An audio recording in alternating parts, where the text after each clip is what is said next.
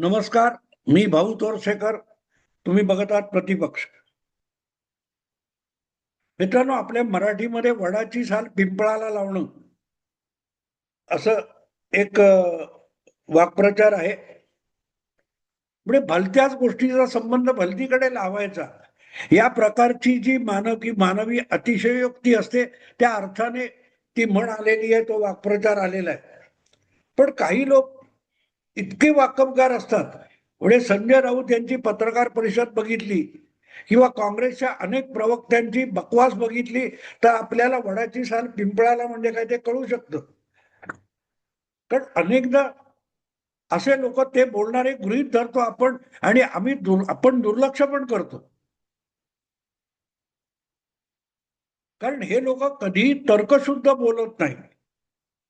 तर्कदुष्ट तर बोलतातच, पण अगदी कुठच्या कुठेही घेऊन जायचं.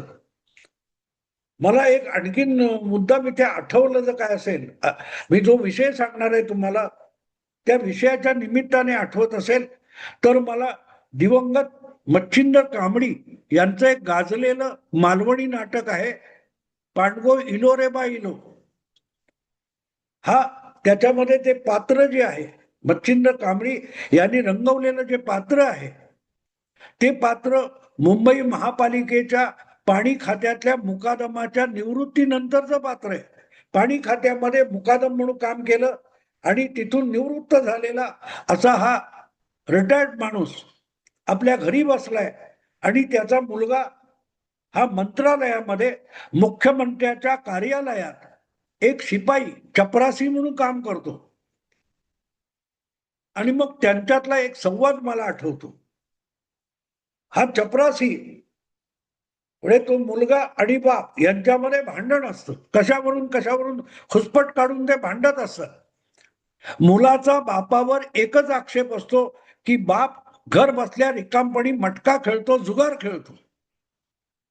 आणि त्यामुळे चार लोकांमध्ये त्याची चर्चा होते की याचा बाप मटका खेळतो, जुगार खेळतो, आणि ते त्या मुलाला आवडत नसतं. म्हणून एकदा तो आपल्या आईला सांगतो की काय, माझ्या बापाने माझी फार बेअब्रू करून टाकलेली आहे. पण मालवणी माणूस जो असतो, त्या मालवणी माणसाला अतिशयोक्ती केल्याशिवाय अनेकदा बोलता येत नाही. वस्तुस्थिती आहे, मी सुद्धा मालवणीच आहे.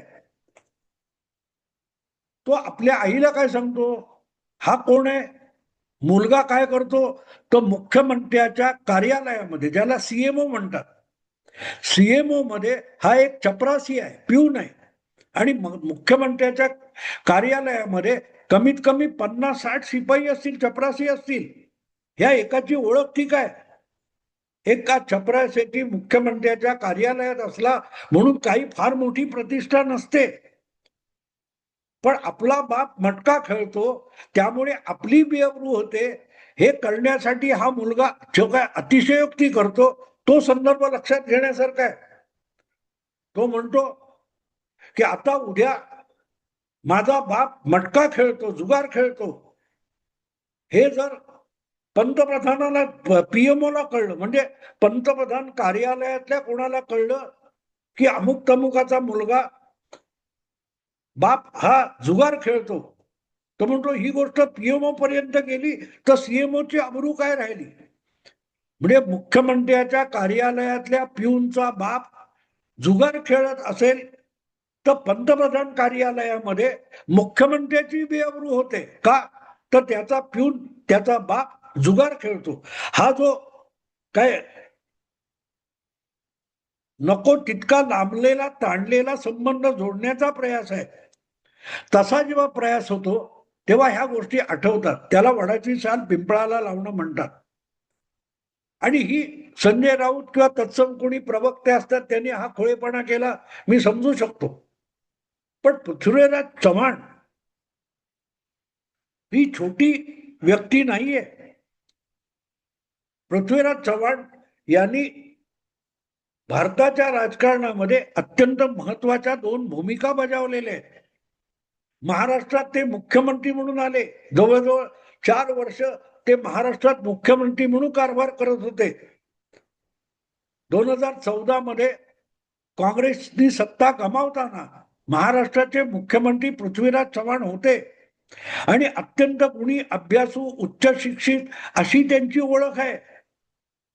तोंडाला येईल ते बरळणं, बडबडणं यासाठी पृथ्वीराज चव्हाण ओळखले जात नाहीत. मी तुम्हाला मुद्दाम त्यांचा एक महत्वाचा प्रसंग सांगतो. 2022 मध्ये उद्धव ठाकरे मुख्यमंत्री असताना जे महाराष्ट्रामध्ये सत्तांतर घडलं, अचानक विधान परिषदेच्या निवडणुकीसाठी मतदान केलेले शिवसेनेचे काही आमदार एकनाथ शिंदे यांच्या नेतृत्वाखाली सुरतला गेले आणि तिथून पुढे गुवाहाटीला गेले आणि नंतर हळूहळू इतरही अनेक जण गेले आणि शिवसेनेत फूट पडली आणि आता सरकारचं बहुमत गेले याची चर्चा सगळी चालू असताना एक दिवशी तडकाफडकी उद्धव ठाकरे यांनी राजीनामा दिला होता. राज्यपालांनी उद्धव ठाकरे यांना एक पत्र पाठवलं की बाबा तुम्ही बहुमत सिद्ध करा, तुमच्या पक्षात फूट पडली अशी विरोधकांची मागणी आहे की तुम्ही बहुमत सिद्ध केलं पाहिजे.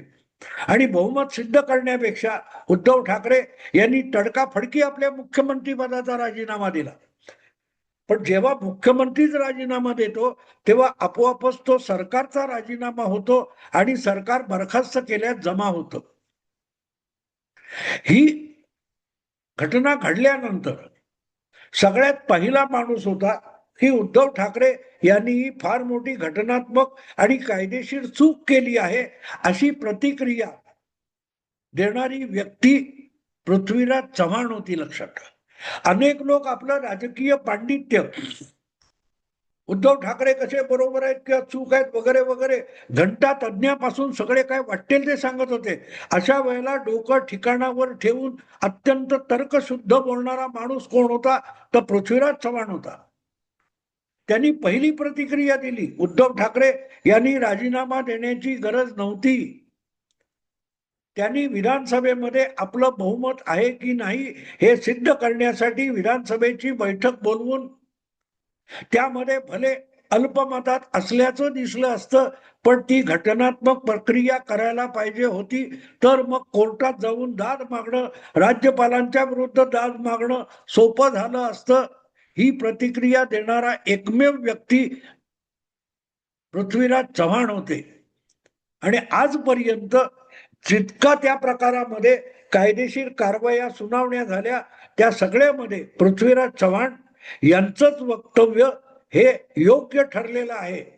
तुम्हाला आठवत असेल त्याविषयीची जी सुनावणी सुप्रीम कोर्टात झाली तेव्हा सरन्यायाधीश चंद्रचूड यांनी एकाच गोष्टीवर उद्धव ठाकरे यांना परत सत्तेत आणता येत नाही वगैरे सांगताना काय सांगितलं की मुख्यमंत्र्याने राजीनामा दिलेला आहे. मुख्यमंत्र्यांनी राजीनामा दिल्यामुळे घटनाक्रमाचे काटे उलटे फिरवता येत नाहीत. राज्यपालांनी मुख्यमंत्र्यांची हकालपट्टी केलेली नाही तर मुख्यमंत्र्यांनी स्वेच्छेने आपल्या पदाचा आणि मंत्रिमंडळाचा राजीनामा दिलाय आणि म्हणूनच या प्रकरणामध्ये काटे उलटे फिरवता येत नाहीत. किती बारकाईने अतिशय सूक्ष्म बारकावा पृथ्वीराज चव्हाण यांनी सांगितला होता. आणि असा माणूस जेव्हा तर्कहीन काहीतरी खोळ्यासारखं बोलतो तेव्हा मग मला त्या पांडव इलो रे बा इलो नाटकातला तो प्रसंग आठवतो की ही गोष्ट जर पीएमओ मध्ये कळली तर सीएमओची अब्रू काय राहील, याला वडारची साल पिंपळाला लावणं म्हणतात. कारण तसंच एक वक्तव्य अचानक तुमच्या पृथ्वीराज चव्हाणांनी केलेलं. आणि पृथ्वीराज चव्हाणांनी आधार कोणाचा घेतला, सुब्रमण्यम स्वामी. ज्या सुब्रमण्यम स्वामींना आजकाल कोणी फार गंभीरपणे घेत नाही. अन्यथा सुब्रमण्यम स्वामी यांच्या इंदिरा गांधी असो किंवा कोणीही कुठलाही राजकीय नेता असो त्याच्या विरोधातल्या काही गोष्टी असतील तर सुब्रमण्यम स्वामी यांच्या धडाधड वेगवेगळ्या माध्यमातून मुलाखती यायच्या. पण आजकाल माध्यम सुद्धा सुब्रमण्यम स्वामींपासून दूर राहतात. पण अशा सुब्रमण्यम स्वामींनी एक वक्तव्य केलं आणि त्याचा आधार घेऊन पृथ्वीराज चव्हाण भारताचा पंतप्रधान बदलायला निघाले. मला खरंच विश्वास बसत नाहीये. आणि म्हणून मी शोधून शोधून प्रत्यक्ष पृथ्वीराज चव्हाण तसं बोलतात असा व्हिडिओ मला शोधून काढावा लागला, कारण माझा विश्वास बसत नव्हता की पृथ्वीराज चव्हाण इतकं खुळचट विधान करतील. पण तो व्हिडिओ ऐकल्यानंतर मला कळलं की ते सुब्रमण्यम स्वामीचा आधार घेऊन बोलत आहेत. आता बातमी काय आहे? भारताचा पंतप्रधान बदलणार म्हणजे काय? तर अशी काहीतरी भानगड किंवा त्या भानगडीची कागदपत्र आणि घोटाळे अमेरिकेत आहेत की ते उघड होणार आहेत. आणि ते उघड झाले तर त्यापैकी काही कागदपत्र सुब्रमण्यम स्वामी हस्तगत करणार किंवा त्यांना मिळू शकतात आणि ती त्यांनी आणली तर मग त्या कागदपत्राच्या किंवा घोटाळ्याच्या आधारावर भारताचे विद्यमान पंतप्रधान नरेंद्र मोदी यांना कुठल्याही परिस्थितीत आपल्या पदावरून पाय उतार व्हावं लागेल असा सुब्रमण्यम स्वामींचा दावा आहे. आणि त्याच्यावर विश्वास ठेवून पृथ्वीराज चव्हाण हे थेट देशाचा पंतप्रधान बदलायला निघाले. एक वेळ आपण मोदी पाय उतार होतील हे पण स्वीकारू, पण त्यांच्या जागी गडकरी किंवा देवेंद्र फडणवीस यापैकी कोणी पंतप्रधान होईल आणि भारताला पहिला मराठी पंतप्रधान मिळेल इथपर्यंतचा जो तर्क पृथ्वीराज चव्हाण यांनी ताणून दाखवलाय तो खरंच कौतुकास्पद आहे. तो खरंच कौतुकास्पद आहे. भाजप गडकरी किंवा देवेंद्र फडणवीस यांनाच पंतप्रधान करणार हा शोध पृथ्वीराज चव्हाण यांनी कुठून लावला हे मी कितीही तर्क ताणला तरी माझ्या आवाक्यातलं उत्तर नाहीये. म्हणजे बाकी कोण बोलला असं मी समजू शकतो. संजय राऊत बोलले असते किंवा तो कोण पवन खेरा आहे किंवा आणखीन असे बरेच लोक आहेत खोळ्यासारखं बोलणारे. पण पृथ्वीराज चव्हाण मला खरंच नवल वाटलं, कारण त्यांनी स्वतः मुख्यमंत्री म्हणून महाराष्ट्रात 4 वर्ष काम केलेलं आहे. त्याच्या आधी दीर्घकाळ ते केंद्रामध्ये पंतप्रधान कार्यालयाचे मंत्री म्हणून म्हणजे जवळजवळ डिफॉल्ट प्राईम मिनिस्टर म्हणून ते काम करत होते. किंवा पंतप्रधान म्हणजे काय, पंतप्रधान कार्यालय म्हणजे काय, पंतप्रधान पदाच्या जबाबदाऱ्या म्हणजे काय, पंतप्रधानांचे व्याप्ती आणि अधिकार म्हणजे काय याची जाण असलेला माणूस आहे.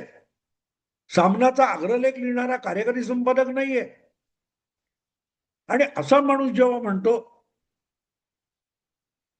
की लवकरच भारताला मराठी पंतप्रधान मिळणार, तेव्हा हसावं की रडावं, भिंतीवर डोकं आपटावं की खडकावर जाऊन डोकं आपटावं हे कळत नाही. हे कुठलं दिवा स्वप्न घेऊन पृथ्वीराज चव्हाण जगतात आणि बोलतात हे माझ्या वाक्यातली गोष्ट नाही मित्रांनो.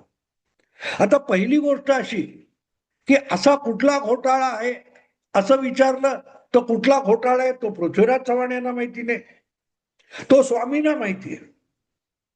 आता तो कुठला घोटाळा आहे त्याची काय कागदपत्र असू शकतात हे सुब्रमण्यम स्वामी सांगू शकतात. पण त्याची कागदपत्र अमेरिकेत जी काय संसदेला सादर केलेली गोपनीय कागदपत्र आहेत त्यामध्ये अशी कागदपत्र आहेत असं सुब्रमण्यम स्वामी यांचा दावा आहे. पण त्या कागदपत्रामध्ये मोदींना अडकवू शकणार आहे काही घोटाळ्यांची कागदपत्र आहेत असा स्वामींचा दावा आहे. आणि त्याच्यावर पृथ्वीराज चव्हाण विश्वास ठेवतात, तेव्हा करायचं काय सांगा मित्रांनो. या स्वरूपाची कागदपत्र हिंडेनबर्ग नावाच्या माणसाने काही वर्षापूर्वी काढली होती, तुम्हाला आठवत असेल. त्यावरून किती हलकल्लोळ झाला होता आठवतं तुम्हाला. अदानी विरुद्ध अमेरिकेत खटला दाखल करण्यापर्यंत मजल गेली होती. पुढे काय झालं त्याचं, तो हिंडेनबर्ग आजकाल आहे कुठे. त्या हिंडेनबर्गचे जे काही दावे होते ते दावे अमेरिकेतल्या वॉशिंग्टन पोस्ट, न्यूयॉर्क टाइम्स वगैरे काय वॉल स्ट्रीट वगैरे कोण पेपर आहेत त्या लोकांनी छापले. त्याचा आधार घेऊन भारतातल्या माध्यमामध्ये हा धुमाकूळ घालण्यात आला, बवाल गदारोळ वगैरे वगैरे वगैरे.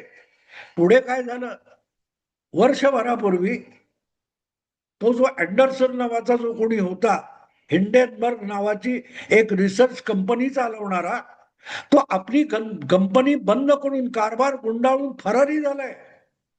तो कुठे आहे हे जगात आज कोणीही सांगू शकत नाही. पण त्या हिंडेनबर्गचा रिपोर्ट हा आधार बनवून भारताच्या राजकारणामध्ये प्रचंड धुमाकूळ घालण्यात आला. भारतातले तमाम मोदी विरोधी पत्रकार, भाजप विरोधी पत्रकार, बुद्धिमंत, अर्थशास्त्रज्ञ, संसदेतले अनेक सदस्य आणि त्यांचे मेरुमणी राहुल गांधी हे हिंडेनबर्ग हिंडेनबर्ग म्हणून आषाढी वारी केल्यासारखे रस्त्यावर नाचत होते. काय झालं त्या हिंडेनबर्गचं? काय झालं त्या घोटाळ्याचं? काय झालं त्या अदानी विरुद्धच्या केसचं? कुठे गायब झाला तो हिंडेनबर्ग? अमेरिकेत कागदपत्र आहेत. पूर्वीच्या काळात म्हणायचे लंकेत सोन्याच्या विटा, नेमकी तशीच परिस्थिती आहे.